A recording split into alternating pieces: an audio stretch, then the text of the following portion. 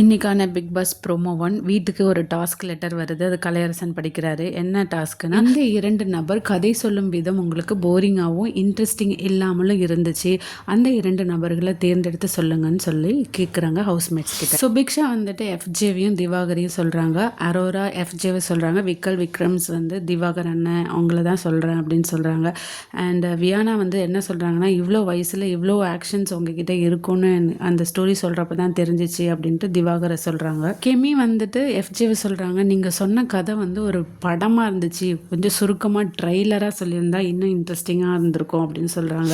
அப்புறம் பிரவீன் திவாகரை சொல்கிறாங்க, கலையரசன் திவாகர் சொல்கிறாங்க. ஸோ ஆக மொத்தம் எஃப்ஜே அண்டு திவாகர் இவங்க 2 பேரோட ஸ்டோரி வந்து ஹவுஸ்மேட்ஸ்க்கு ரொம்ப போரிங்காகவும் இன்ட்ரெஸ்டிங் இல்லாமலும் இருந்ததாக செலக்ட் பண்ணப்பட்டிருக்கிறாங்க. இதுதான் இந்த ப்ரோமோ 1ல் வருது. மற்றபடி வேறு என்னென்ன கண்டென்ட்ஸ் இருக்குதுன்ட்டு நான் உங்களுக்கு போக போக வீடியோவில் அப்டேட் பண்ணுறேன். இந்த வீடியோவை லைக் பண்ண மறக்காதீங்க. தேங்க்யூ.